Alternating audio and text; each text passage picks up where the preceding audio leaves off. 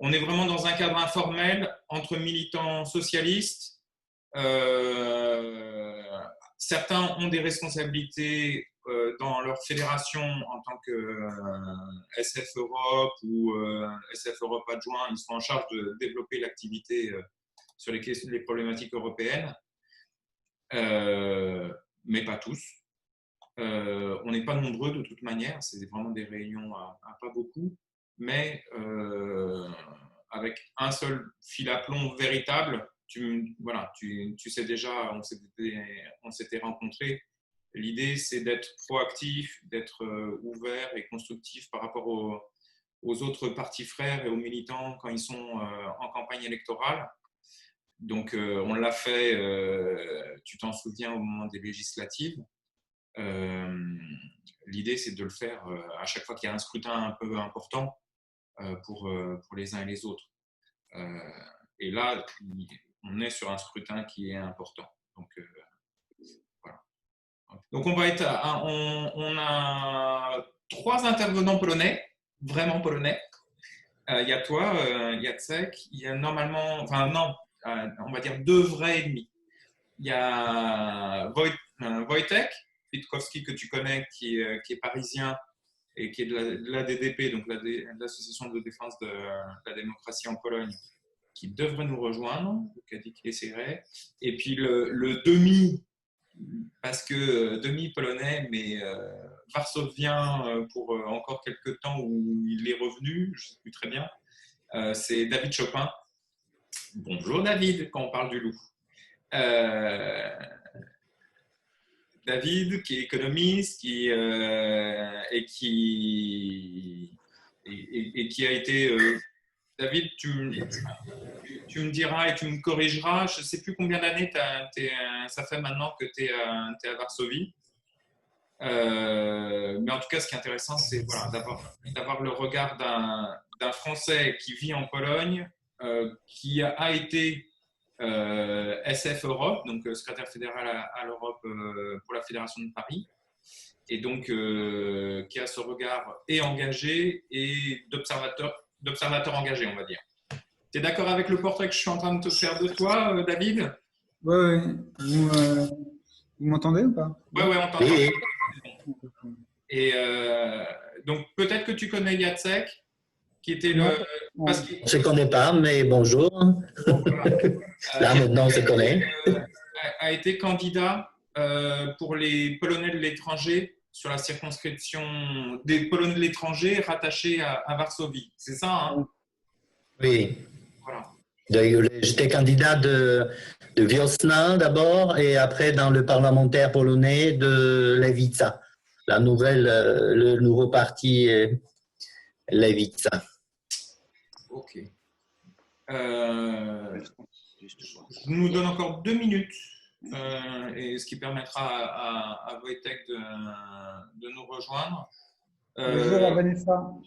Salut. Voilà. Bonjour tout le monde. On ne s'est pas vu depuis très longtemps, David, mais il faut que je vous laisse. Malheureusement, j'ai un autre rendez-vous, il faut que j'y aille. Mais voilà, j'en profite au moins.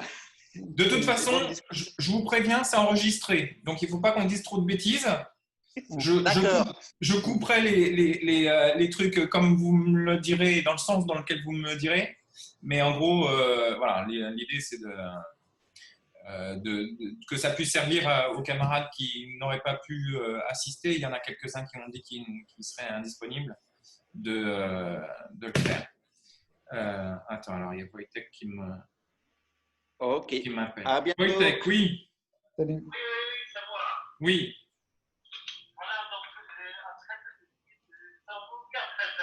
C'est à 13h30, c'est maintenant, c'est en cours. Tu cliques sur le lien et ça lance.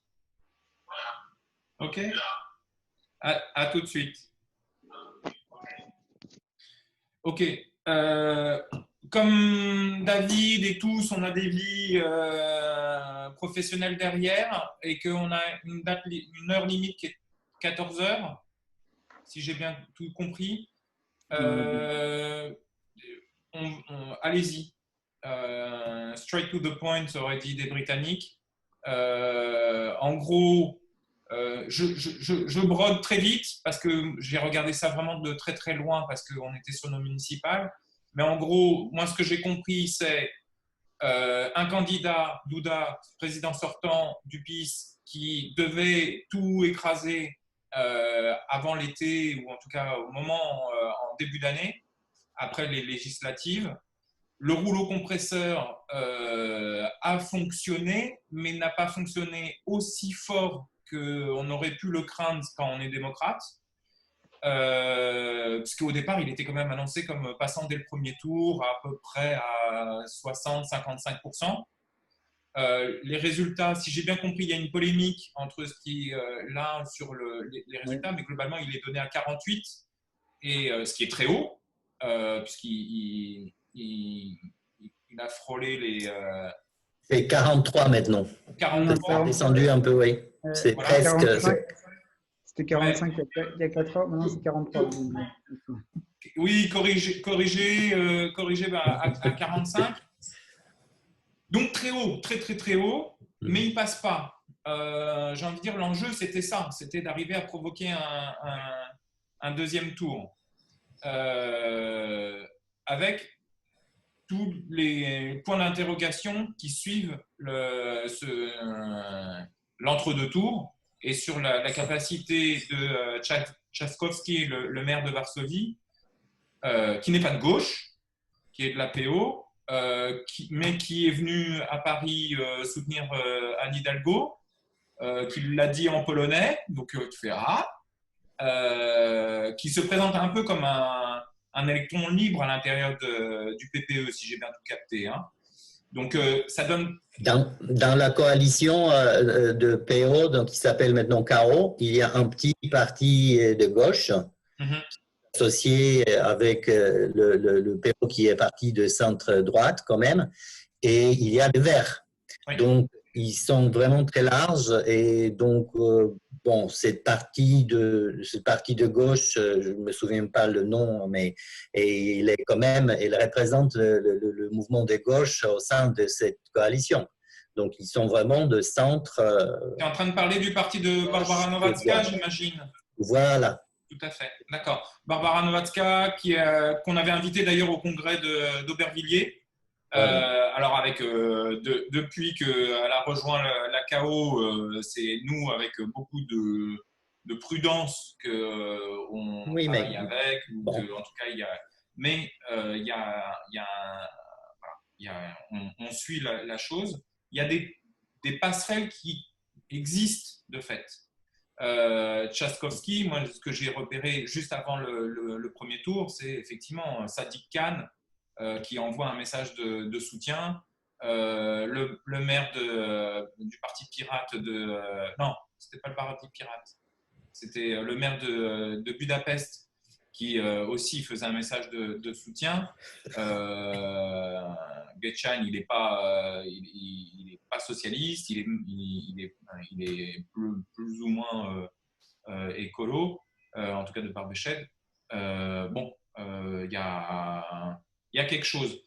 Moi, ça m'intéresse que vous qui êtes sur place ou en tout cas vraiment connecté à l'actualité, vous nous en disiez plus. Et je vous laisse la parole. David, peut-être?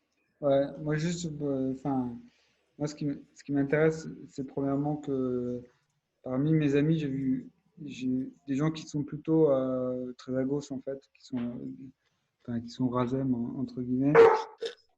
Il y a eu beaucoup de votes utiles, y compris chez des gens à gauche. Et donc, je pense qu'il faut quand même voir ce scrutin avec quand même voilà, est-ce qu'une coalition anti-PiS pourra faire quelque chose? Voilà.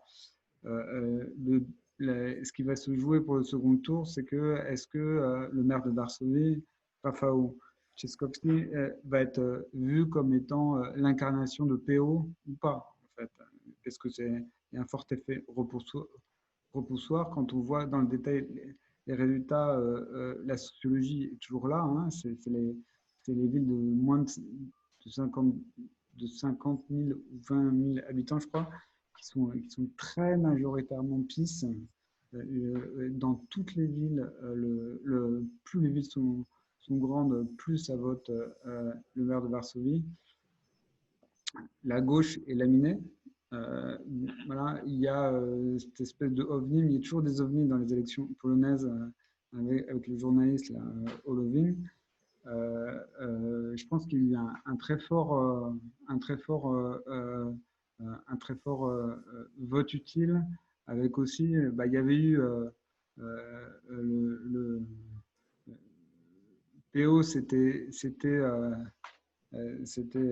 divisé, puis là, en fait, ils se reforment dans la coalition. Tout l'enjeu va être, est-ce qu'ils ont vraiment changé leurs idées, en fait.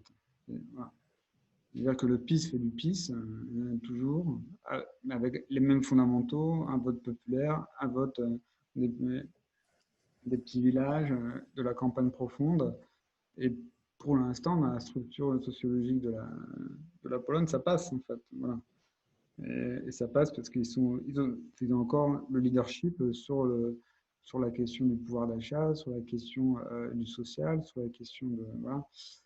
Alors, voilà. Est-ce qu'il va réussir à éviter, est-ce que les gens pensent qu'ils vont repartir pour une plateforme civique? Faut voir, je sais pas. D'accord, Jacek, là-dessus, tu as un sentiment?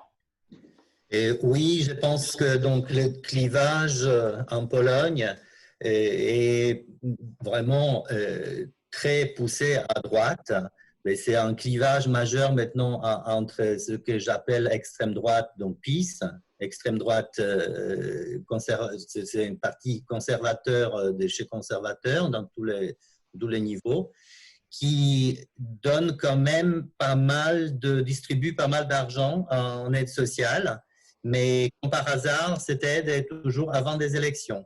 Donc, ce n'est pas quelque chose qui est réfléchi, qui est préparé, et c'est utiliser de l'argent pour acheter les gens. Et donc, ça marche dans les conditions polonaises. Et donc, l'autre chose très importante, je pense que c'est le rôle de l'Église, de la religion. Ils profitent au maximum et ils sont associés d'une manière très proche avec l'Église, et l'hiérarchie de l'Église, et même les prêtres des campagnes, etc. Et ça leur donne la force certaine en Pologne. Les conditions sont telles que les gens écoutent toujours les prêtres, et c'est les prêtres qui leur consignent de voter PiS. Donc, ce clivage est très, très différent de ce qu'on a en France. Et donc, à l'autre côté, c'est donc la coalition dans laquelle il y a PO. Et donc, c'est deux partis de gauche, plutôt gauche que j'ai mentionnés, donc Nowacka et les Verts. Et ça équilibre un peu. Nous, la gauche, on est à côté de tout ça et on essaye de se infiltrer entre les deux. Et bien sûr, qu'on voit aujourd'hui, ça ne marche pas vraiment, parce que de temps en temps, ça marche un peu, mais pour les élections parlementaires, on a eu quand même 50 élus, donc ça a marché jusqu'à un certain point. Maintenant, dans ces élections-là, les clivages entre ces deux droites, un peu centre-droite et plus à l'extrême, parce qu'il y a encore plus d'extrêmes, c'est de ce que j'appelle les fascistes, qui sont quand même à 6,8% cette élection. Donc, leur candidat, il a eu. Donc, c'est quelque chose qui est effrayant. Et donc, là, ces clivages ont une nature très, très, très différente par rapport à ce qu'on observe en France. Donc, ça, il faut savoir. Et je pense que ça, c'est le point qui est important, que c'est très difficile à comparer la situation en Pologne et en France. Mais nous avons toujours tendance de comparer parce que, bien sûr, ça concerne la France aussi, comment les choses évoluent dans ces pays, dans l'Union européenne. Mais c'est un exemple d'un pays qui est vraiment... et ces résultats d'élection de hier montrent que ça persiste. Il y a un ancrage dans la religion. C'est ce qu'on a vu un tout petit peu en France au moment où le mariage pour tous, c'était quelque chose qui existent aussi en France, mais qu'on ne voit pas au quotidien, mais ça peut se révéler. En Pologne, c'est quelque chose qui est visible au quotidien. Et donc, de ces élections d'hier, ce qui m'a frappé le plus, donc bien sûr, Robert Biedroń, il a eu 2,2%, c'est très, très peu, par rapport au vote de gauche dans le parlementaire il y a 6 mois, ou un peu plus l'année dernière, où on a eu 13%. Donc, on voit que toute la gauche votait Trzaskowski parce qu'on a voulu voter utile. On savait que lui, il va avoir 28-30% et que lui, il peut être vraiment le contre-candidat de Duda dans la deuxième tour. Donc, il y avait beaucoup de monde de la gauche qui s'est tourné déjà en premier tour vers Trzaskowski. C'est évident qu'on n'a pas voté, que les gens de gauche n'ont pas voté Duda. En revanche, la chose encore qui me frappait le plus, c'est les résultats chez les jeunes. Je ne me souviens pas de 18 à 25 ans ou 30 ans.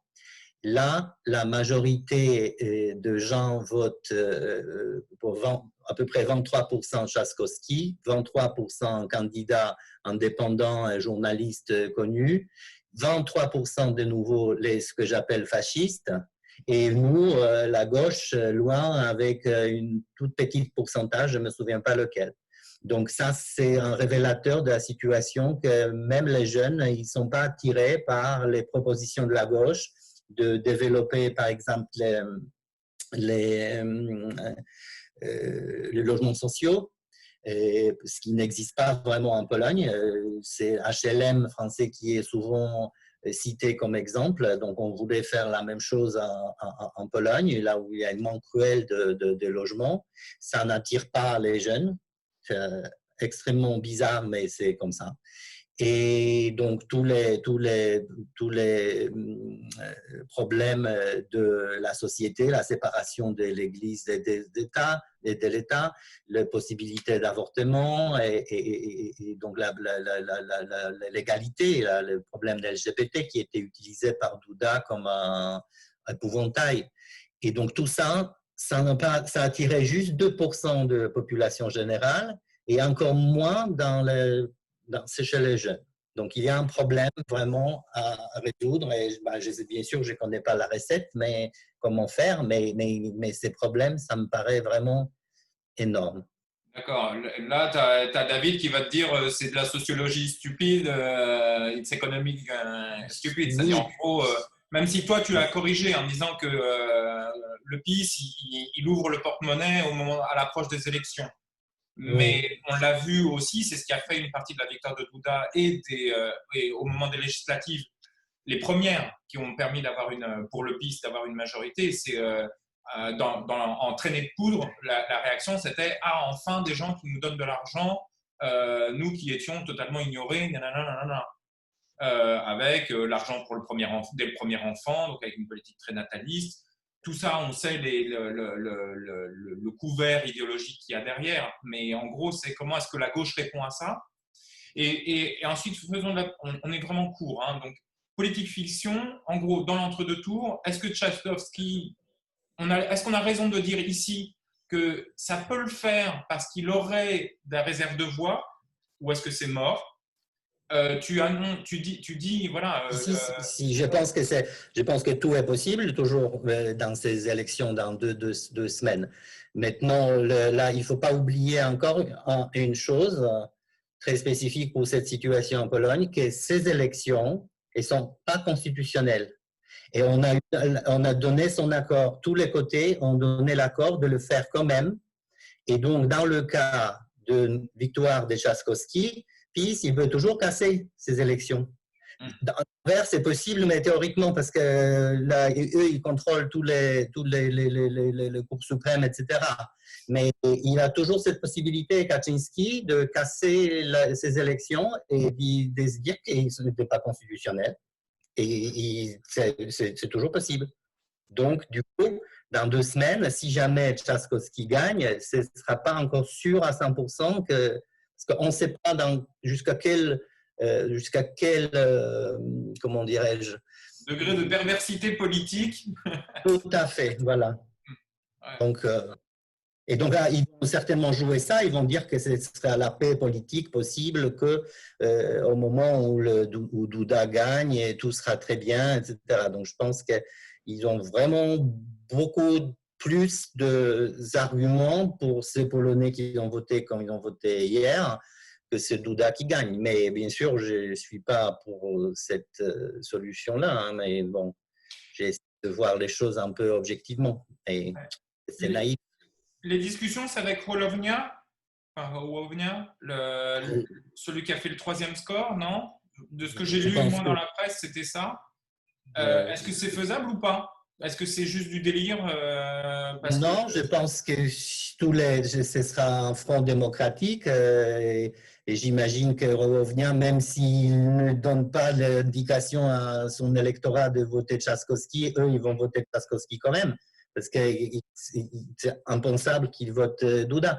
Nous, ça a été clair aujourd'hui. Robert Biedroń, il a dit qu'il va discuter avec Trzaskowski, mais d'emblée, il a dit qu'il faut voter Trzaskowski parce que c'est le seul candidat démocratique et il va essayer, donc Robert Biedroń va essayer de le convaincre de défendre certaines valeurs de la gauche. Bon, quand il y a Nowacka dedans, ce ne sera pas très, très exotique. Mais en tout cas, il a bien demandé ses électeurs de gauche de voter Trzaskowski dans 2 semaines. D'accord. Allez-y les camarades, hein, c'est pas un dialogue entre Jacek, David et moi. Hein, et Wojtek n'est pas connecté toujours? Si, ben, enfin je sais pas, il est connecté mais à moi, mais via Messenger et non pas sur le. Donc il nous entend, mais voilà, il est là. Ah, Tej Wojtek. Ah, non. Tiens.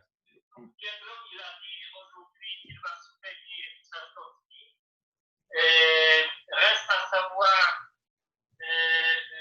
comment va faire Hołownia, parce que Hołownia, on sait bien qu'il préfère la victoire de Trzaskowski que de Duda.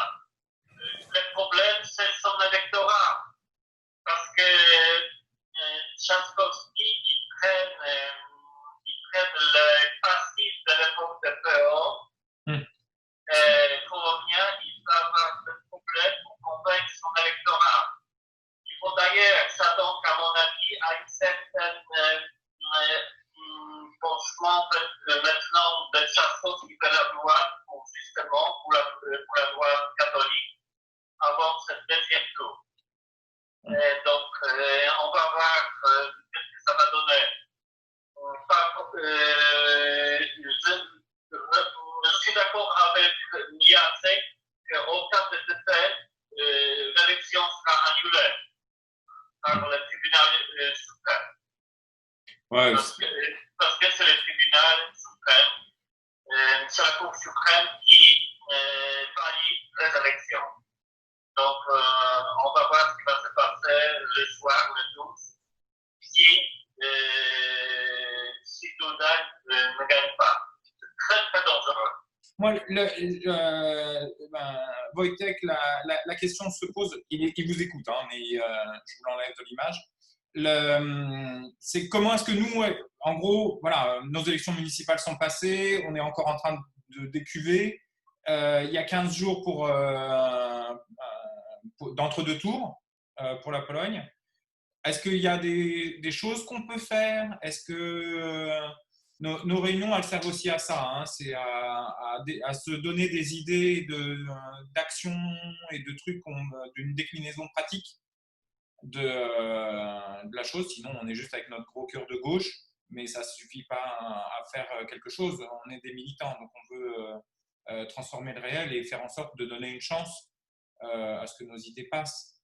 Qu'est-ce qui est le plus pertinent d'après vous, Wojtek, Jacek, David, pour nous de faire? Est-ce que c'est des banderoles, du soutien sur les réseaux sociaux? De toute façon, j'imagine que ça ne peut pas aller beaucoup plus loin que ça. Mais quels sont les sites à suivre ou ce genre de choses? Qui pour répondre? Donc, je regardais dans Anne Hidalgo pour le soutien à Tchaïkovski. C'est très bien, elle a beaucoup de charme, beaucoup de talent.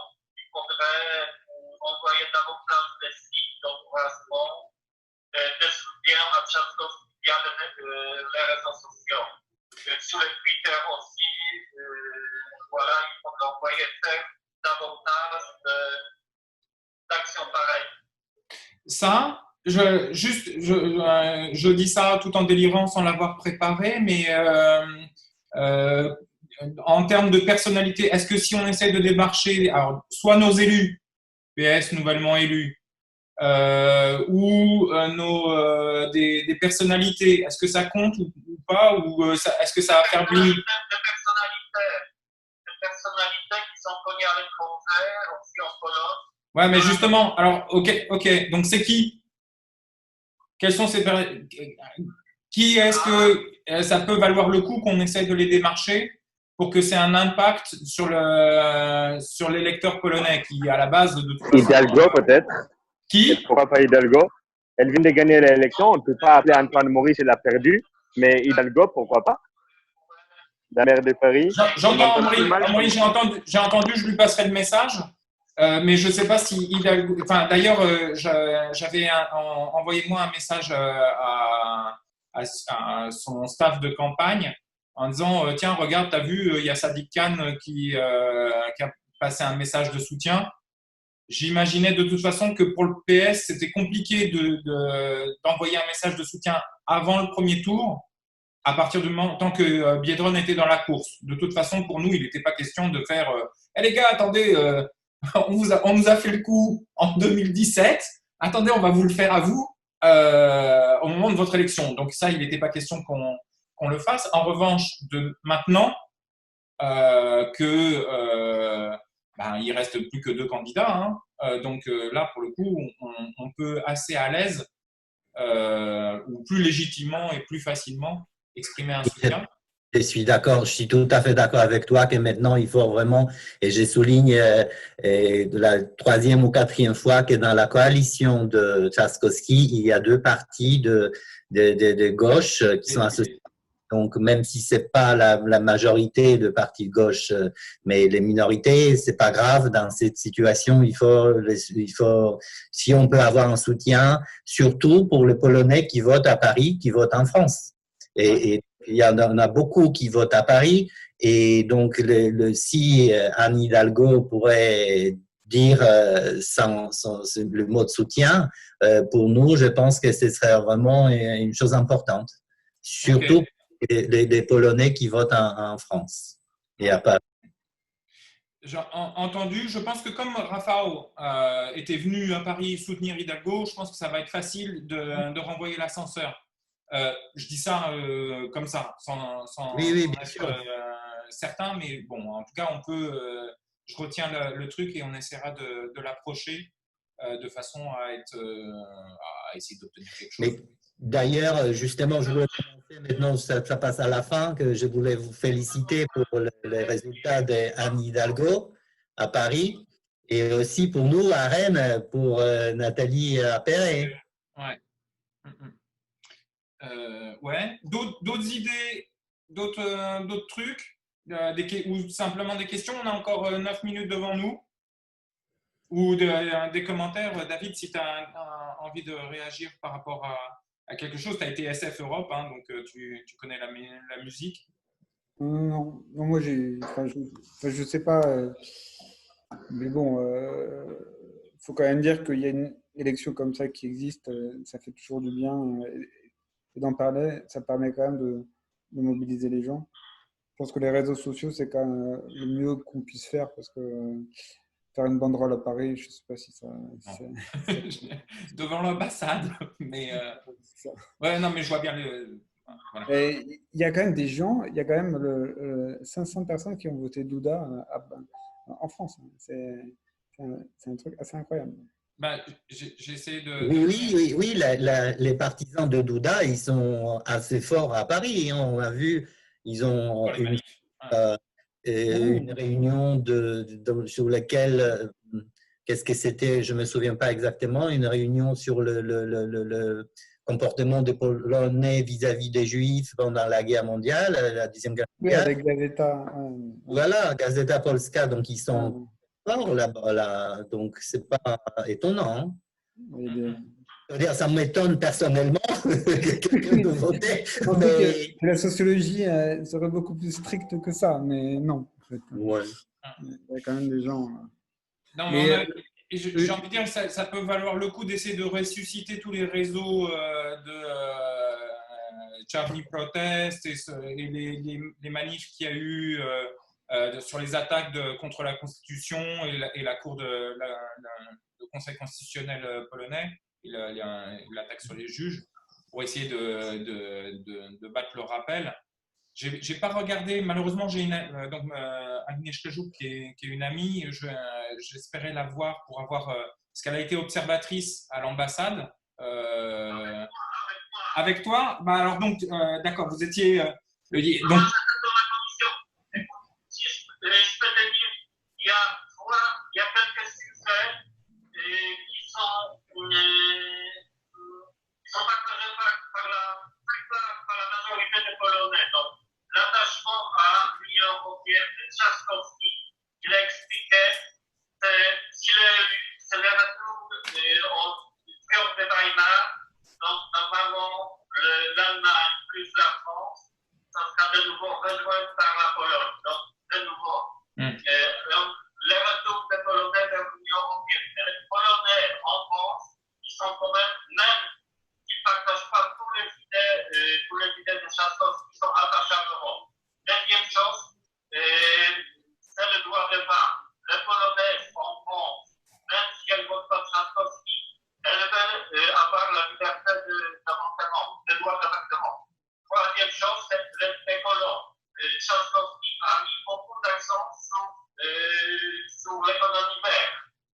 Et c'est aussi partagé par beaucoup de Polonais qui vivent en France. Donc, ce sont les trois sujets que moi, personnellement, je mets toujours en avant sur les réseaux sociaux quand je soutiens la candidature de Trzaskowski en France.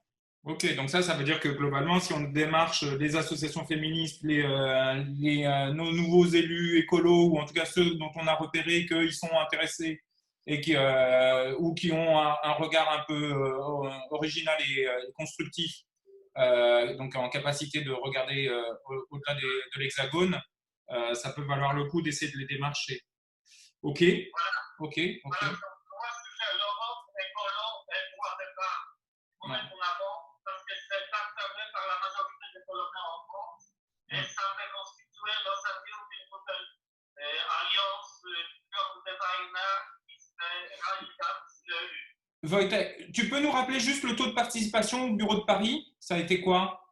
Oui, normalement, on a eu 12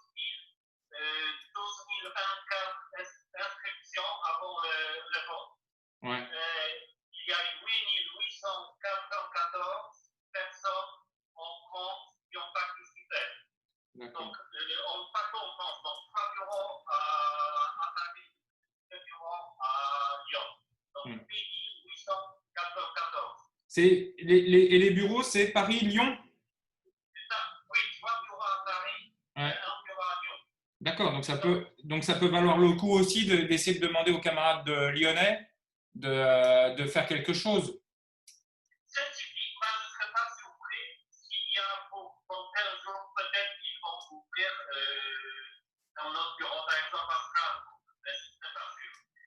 J'ajoute seulement, pour les Polonais, donc normalement, ils ont béni des 27% de voix en France, donc autant qu'aux dernières élections parlementaires. 27% de Polonais en France, donc ils n'ont pas progressé énormément. Seulement, et bon, comme il y en a beaucoup, il y a beaucoup de Polonais qui n'ont pas pu voter. Il y a eu plus que 3 000 Polonais qui n'ont pas pu envoyer les voix à l'air parce qu'ils n'ont pas reçu les paquets électoraux. D'accord. Je reste avec le voix. D'accord. Juste, il reste 3 minutes, donc c'est la fin. Enfin, je préfère qu'on en arrête là. Wojtek, s'il te plaît, ou Jacek, pareil, donnez-nous les liens, les sites, les trucs. Moi, je les répercuterai de façon à ce que ça soit utile dans les 15 prochains jours à tous, là, collectivement, que globalement, on puisse essayer de tenter de vous aider d'une manière ou d'une autre. Pour essayer de faire pencher la balance dans le sens. C'est intéressant de savoir qu'il y a des bureaux et pas que à Paris, donc les camarades, on va pouvoir les mobiliser ailleurs. J'en profite pour juste de passer l'info que la semaine prochaine, enfin le 6, Sylvie Guillaume avait donné son accord pour qu'on se voit. Donc la présidente de la délégation de la gauche sociale et démocrate, non, social et écologiste, on l'aura, et donc on pourra faire un débrief de une des dernières plénières de la session au Parlement européen avec tout. On sera encore dans l'entre-deux, dans votre entre-deux tours. Ce sera l'occasion peut-être aussi de passer un message en sa direction pour vous. Voilà. David, malheureusement, a dû nous quitter. Il vous salue tous. Et super. Merci, Jacek. Merci, Wojtek. Merci. Je te remercie pour cette invitation. Ça a été vraiment très bien. C'est normal. Et puis, de toute façon, on a du boulot. En réalité, c'est ça. Là, on est encore euphorique de nos résultats. Mais il y a vos élections et on a matière à faire pour essayer de faire pencher la balance. D'autant que la séquence peut être bonne parce que la semaine prochaine, il y a aussi des législatives en Croatie. Et donc, on peut essayer aussi et où la gauche a des bonnes chances de jouer, de faire notre miel de ce contexte dans lequel, en disant rien n'est perdu et rien n'est acquis non plus pour une victoire de l'extrême droite ou des réactionnaires n'est pas gagnée.